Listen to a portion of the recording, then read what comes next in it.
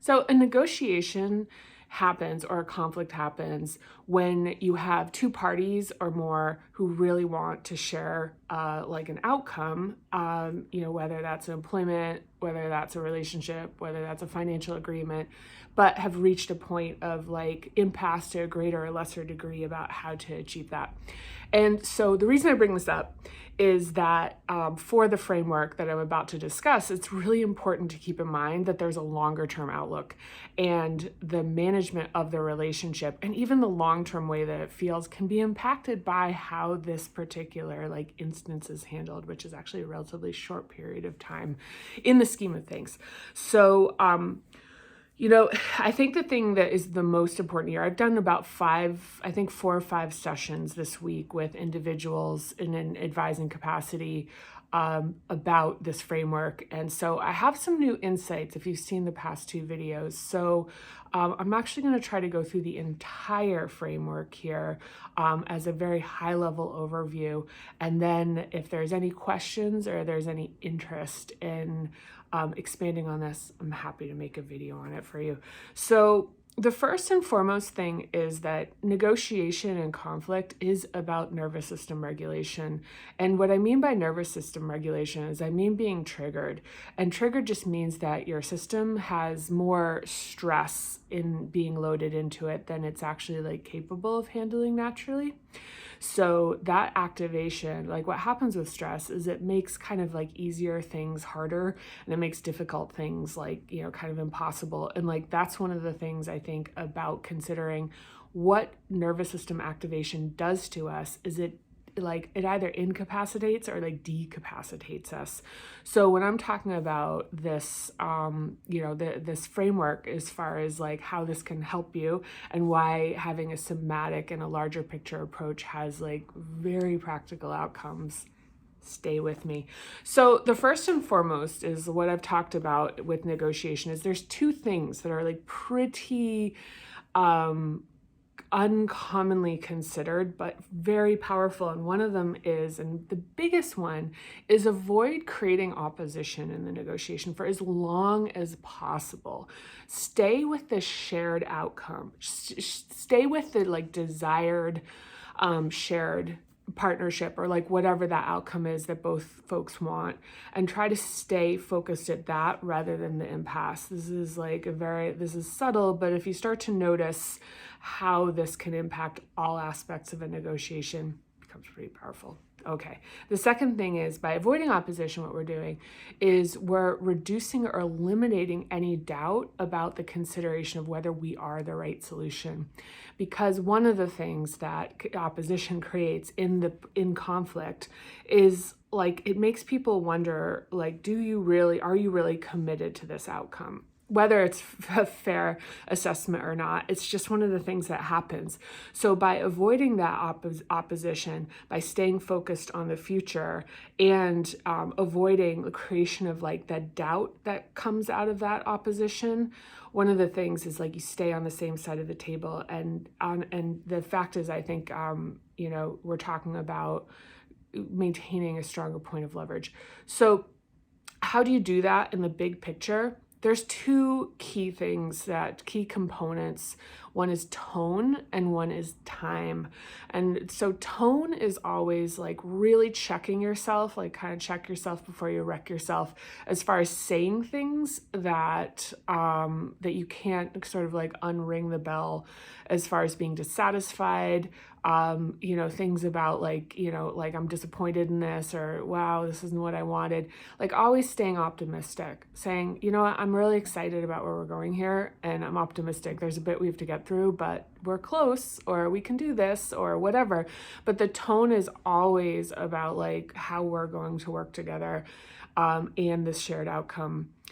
Very commonly, and what we're going to get into when I'm talking about like as like the 4 components, and one of them being emotional contamination, is that a lot of times there's a sense that it's a point of integrity to express dissent, but I'm going to explain a little bit more why that isn't necessarily the case, especially as before it needs to be, because sometimes you do need to kind of like spike the ball a little bit to really like land some important points, but for as long as possible, staying out of opposition. So it's tone is optimistic and time. Buy yourself time. Whoever controls time in a negotiation controls the negotiation.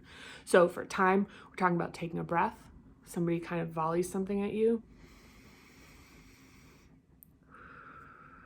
Like take a breath, doesn't need to be that audible, but take a beat. Just look at a beat, a breath, whatever. The other thing is asking for a little bit more time, saying, hey, is it fair to ask for a little more time to think about this? And the more time you can get, the better. And even if it's like a negotiation with multiple points, is saying like, hey, let's just go through everything first and then kind of come back and like work through the actual specifics.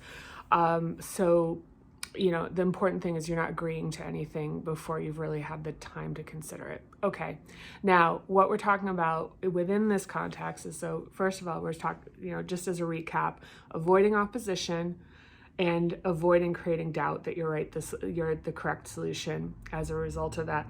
And how do you do that? It's tone, remaining optimistic, and time. Being able to like slow the roll of the negotiation so you have the time that you're going to need to do the following things. So the 4 things, they're on a page, I think like 129 of the Parinama Method, is first of all is avoiding emotional contamination. And this is very much related to what I'm going to talk about, which is reducing shame about what you want and knowing your worth. The 4th pillar is knowing what they want.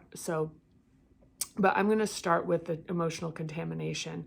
So one of the things when we're talking about getting activated in the situation of a negotiation, it happens all the time, and then people are like or incapacitated, and then whoever is like actually more dispassionate, more focused, confident, more unabashed about what they want is just in a better position. Whoever is like less emotionally activated is usually the person that's better positioned to win, win, tough word, maybe not exactly the right word here, but, prevail, I guess, for what their priorities are. But so emotional contamination. So just very quickly, ways to manage that.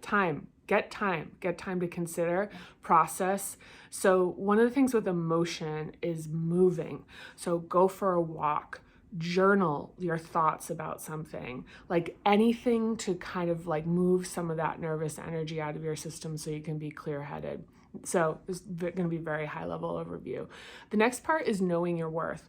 Now, one of the reasons that emotional contamination is such an issue is especially if you're negotiating for yourself.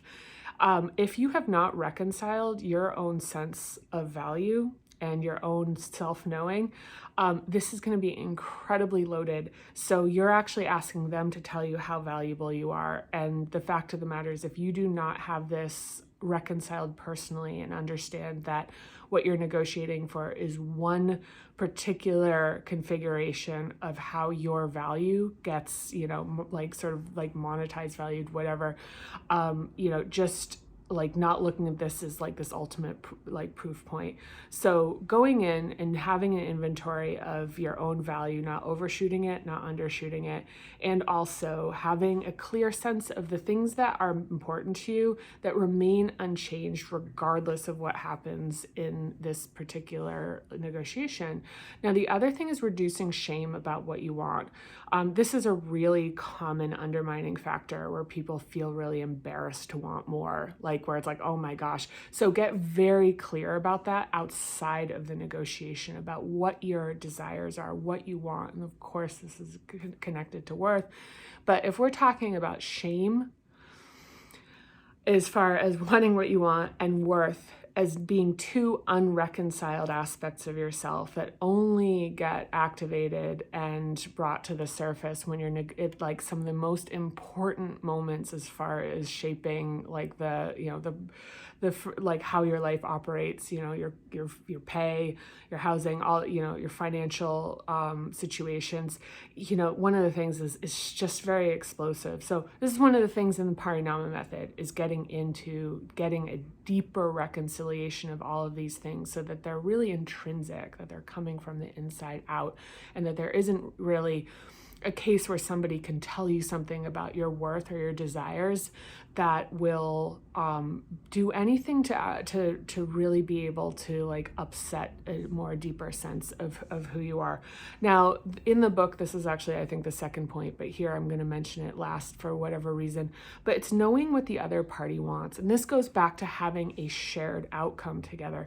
So what this means is knowing there's nobody who's entering into a conflict or a negotiation without wanting something out of that, wanting an outcome. So one of the things is being very clear about what that outcome is in the way that they see it and they value it. And so that goes back to being able to like really have the vantage point of looking forward rather than looking down and like into, you know, like working through a conflict and keeping your eye on the bigger picture. So that's all I'm going to do for today. If you're interested in talking a little bit more about like the reduction of shame, understanding worth, and even understanding what the other party wants, please drop a comment. I'm really happy to make a video just for you and to expand on this. But thank you. And please hit the like and subscribe if you want more of this content and you want to encourage me. I really appreciate you. Thank you so much for watching. Can't wait to see you next time. Bye.